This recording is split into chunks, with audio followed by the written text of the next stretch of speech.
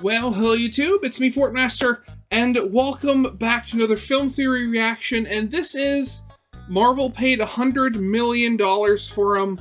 Is it worth it? And given what I saw in the thumbnail, I believe this video is going to be about the whole thing with Robert Downey Jr. apparently being Dr. Doom, which, after that came up, I did look up the actual story behind that choice, and it's from an Elseworld story where Dr. Doom swapped his brain with Tony Stark. Very weird. So obviously, most likely, hopefully, this is going to be a Dr. Doom from an alternate dimension, not the one from the main Marvel universe. But still, I mean, the fact that they're doing it at all after, you know, the Tony Stark of the MCU died, yeah, it doesn't seem to be quite the best decision. It kind of makes them look a little desperate. So yeah, that's all I know on the subject. So we're just going to, you know, get into the video proper then. So of course, as always, original video is linked in the description if you haven't seen it for some reason. Corner of video will lead to my game theory reaction. And yeah, with all that out of the way, let's get this thing started then, shall we? Marvel is paying upwards of $100 million to bring Robert Downey Jr. back in Avengers Doomsday, and the news has lit the internet on fire. Not in a good way, though. The question on my mind is, was it worth it? Well, we did the research and crunched the numbers, and the answer is gonna surprise you. But not for the reason you might think. Hello, Internet! Okay. Welcome to Film Theory, the show that wants its own cool mask. Can we make that happen? Is that a thing we can do? It's no secret that Marvel's in a bit of a lull right now. Tragedy struck and took one of their rising stars. COVID and the strike shut down the entire industry, and they had several underwhelming movies and disappointing Disney Plus shows back to back. Even Deadpool wasn't shy about making fun of them for this. Welcome to the MCU, by the way. You're joining at a bit of a low point. And just looking at our own numbers internally, Marvel content just doesn't perform like it used to. There was a time where we counted on MCU predictions and analysis as a backbone for our channel, but now, I love Marvel and covering their movies, but we have to pick and choose our battles because Marvel burned a lot of their trust with their audience. I actually wasn't planning on doing anything related to Comic-Con until I saw the news of Downey's astronomical payday, but this is just too big for Marvel and Disney and the film industry at large. We had to cover it. Yeah, I mean, that's the whole thing. I mean, as I've said before, that, you know, I haven't actually watched anything for Marvel, well, officially, since, what was it, Endgame. And, you know, after that, before then, the last one I actually liked was Black Panther. It just, I even to this day, and back then it was very much, I got burnt out just because of all the stuff they were releasing and there's so much stuff they were, you know, pushing out so quickly. At this point, the burnout is being maintained just by the constant say of, oh, they're putting out something new, and it's just, and people just saying, oh, this is gonna suck, oh, this is gonna be great, and, you know, there's the fighting. I am just so tired of both Marvel and the Marvel community. I mean, more specifically, more so, you know, the MCU community. I still like hearing about the actual comics. That's why I still watch videos like that. But still, I mean, can the MCU just finish?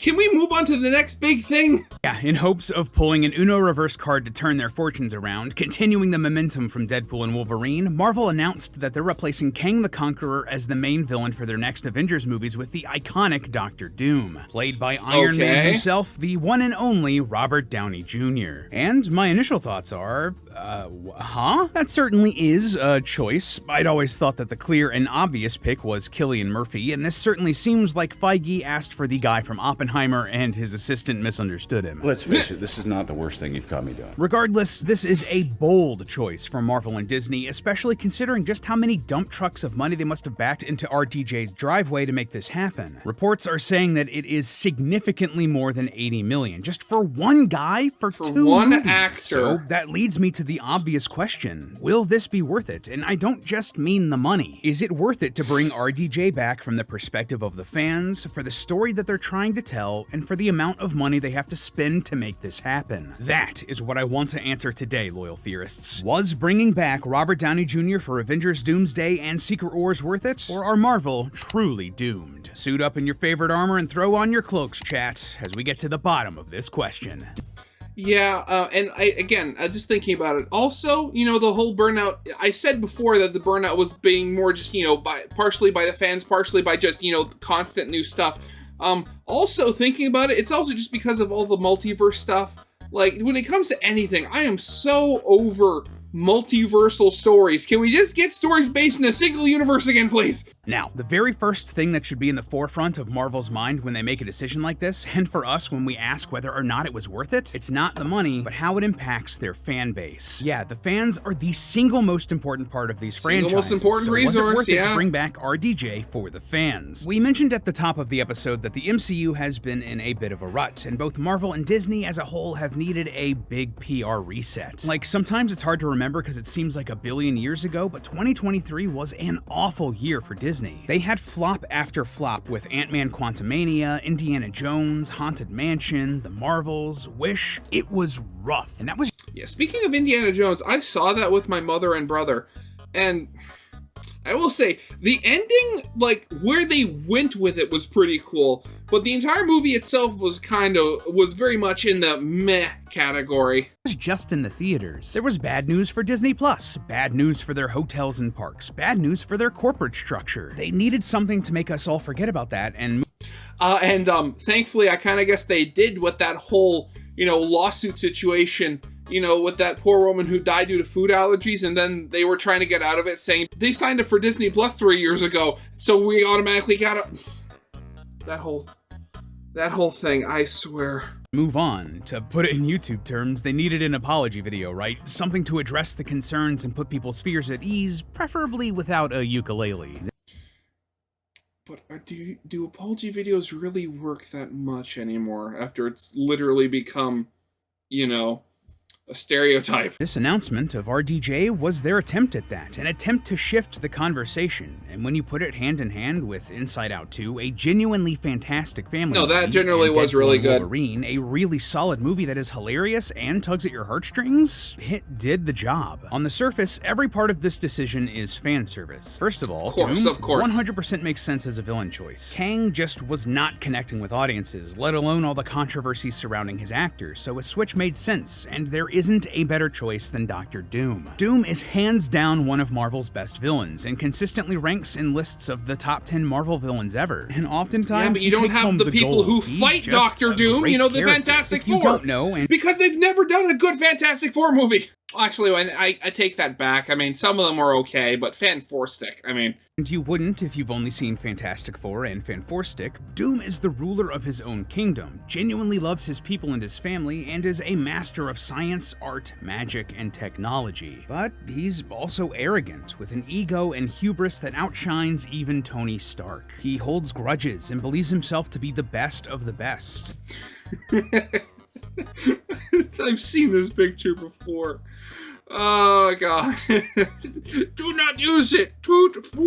Dr. Doom does as he pleases. And ignores good advice just because it wasn't his idea. Like, he's the sort of dude who wants to take over the world because he sincerely thinks that he can make it a better place for everybody, if only he was in charge. He's also the main villain of Secret Wars, the story that they're probably adapting in these new Avengers movies. So sure, slam dunk here. And on top of all of that, fans loved Robert Downey Jr. as Tony Stark. If you want proof, one of my favorite things to do is go and watch audience reactions to big movies, and the cheer Downey got at the end of Endgame was insane in every video. Getting him back into the MCU was always going to be a big card that Marvel could play to renew interest with the fans, and on the surface, I think it was a good call. But if you dig just a little bit deeper, reactions to this news has been surprisingly mixed. Like, sure, the initial reaction was wildly positive. The room at Comic-Con went absolutely ballistic when they announced it. There's a subset of fans out there that love this news, and that's awesome for them, but there are others that don't. I'm pretty tapped into the filmmaking side of YouTube, and Robert Downey Jr. has been more polar. Robert Downey Jr.? What? Oh, Dooney, Doctor. Okay, never mind. I thought that. Polarizing than I expected, with a lot of people whose opinions I really respect. Some people love the idea, like Dan Murrell and New Rockstars. This could be the change, the shakeup that the MCU needs. Color me excited. He is perfect for this version of Doom. While others, like Jeremy Jahns, are way more skeptical. But I can't help but see Marvel Studios bringing Robert Downey Jr. back into the MCU as them kind of admitting that they don't know how to fix it. And others, like Nando V Movies, are just confused. As for me, well, on the face of it, I don't love this decision, but I'm cautiously optimistic. Marvel's really needed a shot in the arm, and I'm not sure this is what I would have done to do it, but if it works, it's really going to work, and I can't fault them for that. But the real risk that they're... The big thing is, if it works.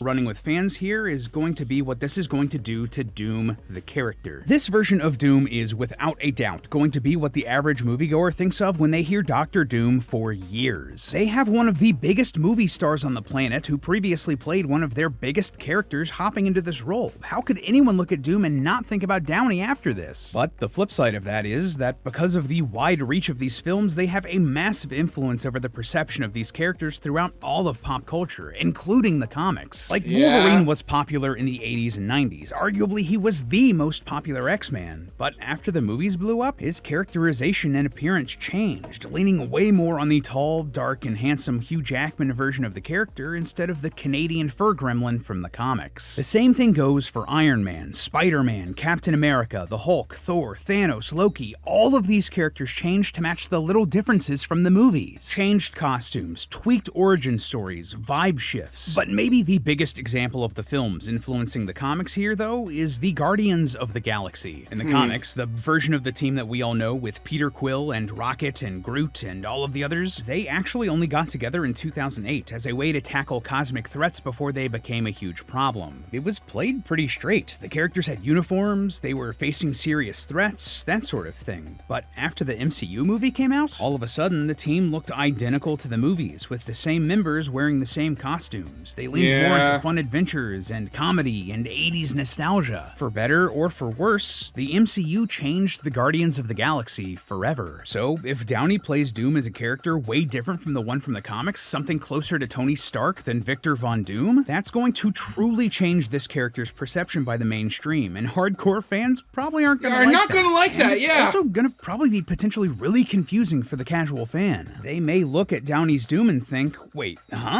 why is Iron Man green and suddenly bad now? And what if they want to bring Doom back in the future with a different actor? I do not envy the job that they're going to have to do. That, as I said before, I remember specifically, it was like on a YouTube short or something, that there was an Elseworld story where Doom swapped his mind with Tony Stark, and then, like, the real Tony Stark in Doom's body ended up defeating the Tony Stark Doom, and decided to stick with the Doom identity because Doom had poisoned the identity of Tony Stark through the years of, inhabiting his body, so he just stuck with it.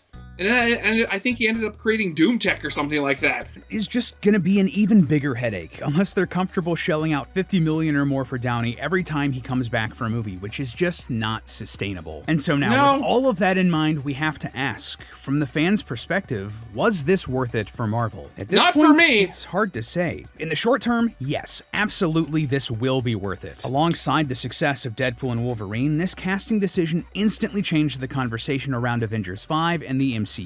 But in the long term, a lot has to work for this to go well, including the story of this character, which brings me to the next point. Is this worth it for the story, for the narrative? Was it worth it to change the story to star Dr. Doom? So the first hurdle they need to clear here is whether or not there's enough time to build up Doom as the big bad for the story. They already had some momentum going on with Kang, but again, that was kind of going. But I mean, how many movies do they have to make Doom a viable threat? I mean, like thinking about it, how many movies were there little sneak peeks and stuff building up Thanos before he arrived?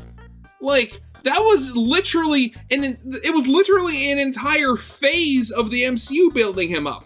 Like, they were not going to have that sort of build up with Doctor Doom.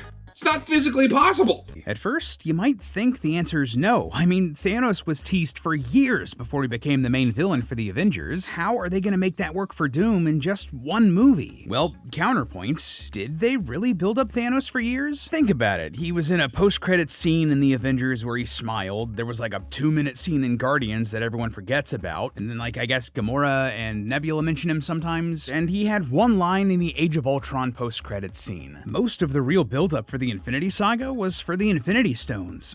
Yeah, but also you have to remember, those little seeds were planted years in advance.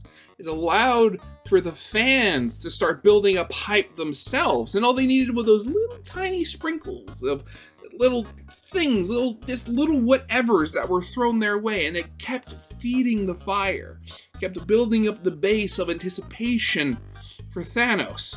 You don't have that here. You had the one big explosion and saying, hey, we're going to have Robert Downey Jr. play Dr. Doom. And again, we have no idea where that's going to land.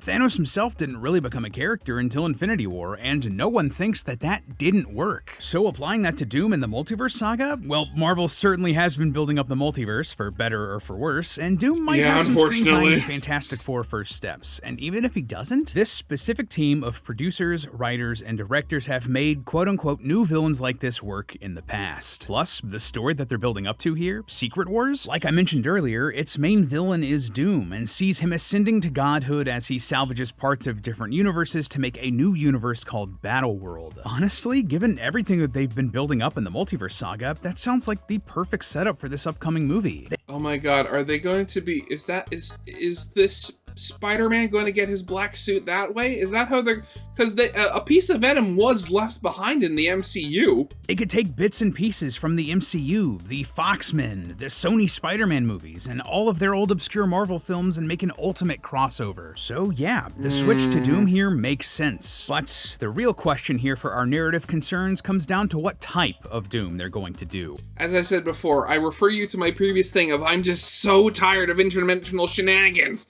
See, the Victor Von Doom from the comics is a really unique character in that we almost never see his face. He was horribly scarred in an accident and prefers to stay inside his suit of armor, Darth Vader style. This is absolutely a direction Marvel could go with here, casting RDJ in a glorified voice role like The Mandalorian and keeping the character entirely separate from everything else Downey did in the MCU. They could keep him under that mask. But let's be real, there's no way they're doing this. They did not pay $100 million or more for a name on a poster. They want Downey and his face in this movie for as long as they can have him. No, the second and far more likely option is that Dr. Doom is going to be showing his face and often, and that he's gonna look like RDJ. Even more straightforwardly, he could just be a variant of Tony Stark, but evil. Someone who wanted to put a suit of armor around the world and succeeded or went down a darker path to make it happen. A lot of smart people here on YouTube have already connected those dots and thrown out that idea, and well, I'm mixed on it. While it would be very inaccurate for the comics, and as we've already said, this interpretation of Doom is going to be what most people associate with the character for a long time, I also have to admit that there's a lot of incredible story potential here. Having this villain literally wearing the face of the greatest hero of the MCU, right off the bat, that is storytelling gold. But also consider this, how would Spider-Man react seeing his mentor and hero twisted into an evil dictator? How would this Tony Doom react to seeing this bright-eyed spider kid light up seeing him and then get devastated when he realizes the dark path he went down? And that's to say nothing of other characters like Banner or Thor, or hell, even Happy Hogan react to seeing their longtime friend and ally become the worst villain in the multiverse. There's also a lot of potential for meta storytelling here, with the newer heroes of the MCU like Shang-Chi, Ms. Marvel, and Moon Knight battling an incarnation of the old MCU, someone who represents the first few phases that is currently a shadow looming over their head. Yeah, the shadow, much bigger and better shadow. Same thing with multiversal characters from older, pre-MCU movies like Wolverine, Tobey Spider-Man, and Blade. They also get the opportunity to go head-to-head against the same representation of the MCU that made their movies obsolete. All of that is only possible by having an actor like RDJ take this role because of the history that he has with this brand, and we know for a fact that it can be very effective. We saw a similar, albeit much less serious example of this in Deadpool and Wolverine. Here, Chris Evans shows up, and we're initially led to believe that he's a multiversal variant of Marvel's Boy Scout Captain he's America, not. only to reveal him to be the foul-mouthed womanizer Johnny Storm. That's about as far away from Steve Rogers as you can get. And I don't know about you, but Evans saying "Flame on" got one of the biggest reactions in my theater because it was so different than what we expected. Not to mention the rant full of colorful language he goes on at the end of the movie. All of that only worked because of the context of Chris Evans' previous role as Captain America. The same thing that RDJ's Doom can tap into here with dramatic stakes. So, will this be worth it from a narrative perspective? Obviously, they have to pull it off. They have to make it good, but yeah, it could well be worth it because of the sheer amount of unique possibilities RDJ can bring to this character, and who's to say they can't recast Doom later to explore more stories. For this moment and this story, yes, it is worth it to drop all of this cash. Which leads us to our final point, all about the Benjamins. Was it worth it to pay this enormous price tag to bring RDJ back to the MCU? Yeah, this might seem like a weird thing to save until last, but while the fan and the story perspective probably have the biggest impact on Marvel, this has the biggest impact on the worth of it for Disney. Just so we're 100% on the same page here, the official information we have for Downey's paycheck is that it will be, quote, significantly more than the $80 million being paid to the Russo brothers to return to direct these two movies, on top of what is likely a hefty back end for both films. If you don't know, a back end deal in Hollywood basically means that an actor or director or whatever will take home a percentage of what the movie makes at the box office. Typically, only big names can make deals like this, since it will likely net them more money than an upfront paycheck. This is actually where Robert Downey Jr. made a lot of his money as Iron Man. There are rumors that on top of his $75 million salary for Avengers Endgame, Downey negotiated a back-end deal that netted him another $55 million. While these are just rumors, honestly, that sounds about right for the amount of star power and importance Downey had for the MCU franchise at that point. It also makes the idea that he's getting upwards of $100 million for Doomsday and Secret Wars absolutely realistic. Also, it's just mind-blowing to me. There are movies, really good movies, made for less money than they're paying this guy. That is just, it's insane. Anyway, so again, this is part of the reason why I actually hope the MCU fails eventually and takes Disney down with it, is because these stupidly overinflated budgets, they sicken me. With all of that in mind, is that huge paycheck worth just one Robert Downey Jr. for two movies? Well, from a box office perspective, abso-frickin-lutely. If there's one thing Marvel's great at, it's mining the nostalgia of their fans and making fun movies out of it. Just look at their biggest movies since Endgame. Hype for Multiverse of Madness lent on cameos and fan casting that people wanted for ages, like Professor X and Mr. Fantastic. No Way Home absolutely blew up because they brought back the Maguire and Garfield Spideys and their villains, letting them all interact and giving us a glimpse into these worlds after their movies ended. And of course, Deadpool and Wolverine is just a giant love letter to the Fox X-Men movies, built off the nostalgia of bringing back Hugh Jackman as Logan. Clearly, putting these characters in new, exciting, and different stories sells. That, on top of the love that Downey has, and whatever Avengers, X-Men, Spider-Man, and Fantastic Four characters are going to show up in these movies, it's worth that price tag easy. Both Doomsday and Secret Wars are going to easily top $2 billion at the box office, and if they don't, Marvel has a bigger problem than casting. But this isn't the whole story. Right here, right now, we're only talking about the movies. Don't get me wrong, that's not about literally anything else around the movies, but they're like not merch. The whole story. See, decisions like this are important to Disney as an entire business. Movies make up a shockingly small slice of the Disney pie when it comes to how they make their money. In one of their most recent earnings reports, Disney made just $1.63 billion from what it calls content sales and licensing. That's basically the movies it puts out in theaters, DVD and Blu-ray sales, digital video rentals, video on demand, that sort of thing. To be entirely fair, this was after a slow year with a lot of flops, but if you look at this in comparison with other parts of their business, it's wild to see the difference. Just take a look at their experiences segment. That's stuff like their theme parks and their merchandise. During this same period, experiences made a whopping $9.13 billion, almost 40% of all of the money the company made. That right there, that's what Disney Disney really cares about because it's their bread and butter. This is where the real money from the movies gets made and why the mouse cares so much about gathering IP like a dragon hoarding gold. But more importantly, keeping these IP healthy and important, relevant to pop culture is a huge part of how the Disney Experiences division makes their money. It's why they wanted Marvel to begin with. See, back in the day, Disney always had good franchises that they could market to families, young girls, and teenage girls, thanks to stuff like Pixar, Walt Disney Animation, the Disney Princesses, and Disney Channel. They bought Marvel and Star Wars to lock down the young and teenage boy demographics because they already had pre-built-in audiences with decades of name recognition. And thanks to the parks and merch, the return on this investment for these IP has been huge. In 2024, Disney reported that they'd made $13.2 billion in profit from the Marvel IP. That means that after accounting for the cost of making all of the movies and manufacturing the merch and building the multiple $500 million Avengers campus parks, they have made over $13 billion. Now, just having Doctor Doom be the villain in these next two movies would absolutely jumpstart this character in the merch and in the parks. Both Ultron and Thanos saw huge pushes after their villain debuts in the MCU. Just a couple examples off the top of my head. Thanos and his goons were the bad guys in Marvel Ultimate Alliance 3, and he was also dancing his way through an entire Fortnite. While Ultron was the main villain in Marvel vs. Capcom Infinite. I actually went to E3 2017 where they had a big booth for this game and a life-size Ultron statue that I thought was just so cool. An even more recent and probably better example here is Deadpool and Wolverine. Both of these characters have been introduced as cast members that walk around the Avengers campus parks, host events, and that you can meet and take pictures with the characterizations from these movies. Oh, you know how long I've been waiting for this? I'm about to make a name for myself right now. Casting RDJ as Doom not only gives him the awareness boost of being the main villain in a pair of Avengers movies, but also instantly adds the charisma Downey has to that character. He's basically pre-packaged for all forms of other media to adapt. A perfect face for a shirt, a mug, a poster, and a cast member that can be transplanted into the parks.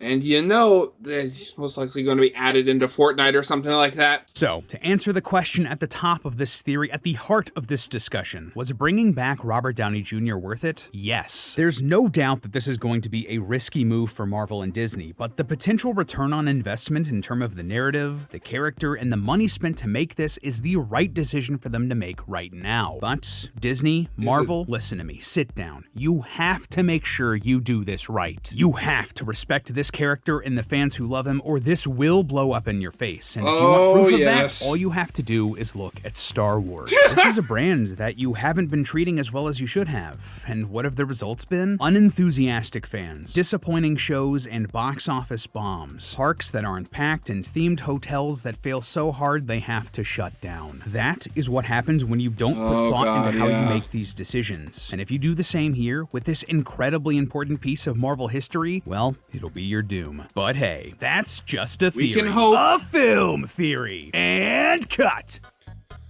Oh, God. This whole thing. I mean, I'm going to be completely honest here because I've said it before, but I would love it to see, you know, Disney take a few more L's. It's just because, like, as Lee put it, like, they're, like, with the whole IP thing, like, just hoarding them like a dragon. And it's just, after so many years, I am just so burnt out on it and so tired. And I just want to see them fail. Pure Schadenfreude at that. It's literally just that. But again, we're going to have to see. I mean, if they learn from their mistake, I mean, if they crash and burn hard, or they actually learn from their mistakes and start putting out more good stuff again, I mean, it's going to be a win either way in my book. So we'll have to see.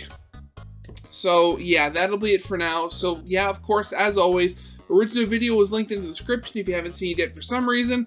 Corner video linked to my game theory reaction. And yeah, with all that out of the way, I hope you guys liked. If you did, leave a like, subscribe if you have not, and I'll see you guys next time. Goodbye. I can drive stick. I am Doom. Doom does not need friends. Doom needs none but his pet cat. Doom shall heed no visitors into his man cave. Do I still get a refund? Of course. Doom is wise in the ways of customer service. It's fine though. Doom is pretty sure that this is Reed Richards' fault somehow.